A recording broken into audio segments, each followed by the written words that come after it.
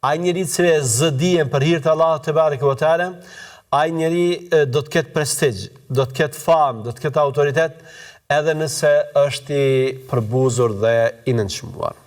Pra dia është ajo që na ngrit neve. Dhe dia është ajo që na bën të lartësuar në mesin e njerëzve. Edhe nëse pozita jon, edhe nëse statusi ynë shoqëror nuk është i lëvduar.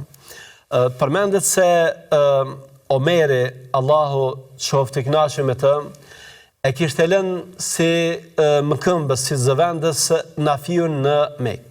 Pastaj Nafiu ka shkuar dhe e ka takuar Omerin në Asfan. Omeri radiallahu anhu e ka pyetur se kë kishte lënë zëvendës të tij në Mekë. Nafiu kishte thënë e kam lënë Ibn Ebzan. Kështu e ka pasur emrin. Omeri, duke qenë se nuk e ka njohur, ka pyetur se kush është ky Ibn Ebzaja. Nafiu ka thënë se ky është një prej robërve tanë. Ka thënë Omeri, si në Mekë e ke lënë dikë që është rob, e ke lënë zëvendës? Ka thënë po, për arsye se ky është njeriu i cili e njeh Kur'anin shumë mirë dhe e njeh shkencën e faraidit që ka të bëjë me ndarjen e trashëgimisë.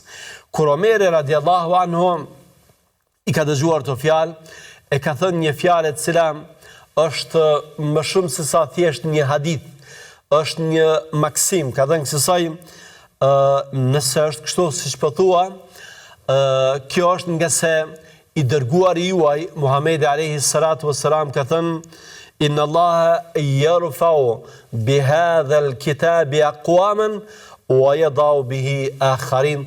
Vërtet Allahu me këtë Kur'an do t'i ngrit disa njerëz dhe do t'i ul disa të tjerë. Pra e ka ngritur Ibn Ebzan me Kur'an dhe këtu qëndron sekreti dhe kështu e ka interpretuar Omeri radiallahu anhu këtë pozitë që e ka marrë Ibn Ebzaja, edhe pse dikur ka qenë një sklav. Imam Shafiu, Allah mëshiroft, ka thënë kush e mëson Kur'anin i rritet vlera atij. Pra nëse dëshiron që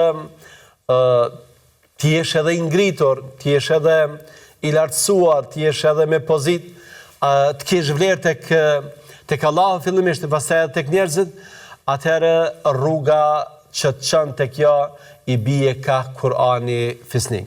Pra mësoj Kur'anin sepse do ta njohësh Allahun te bareke ve teala e pastaj do të kesh të mira të pafundme çfarë vetëm Allahu te bareke ve teala mund t'i jep.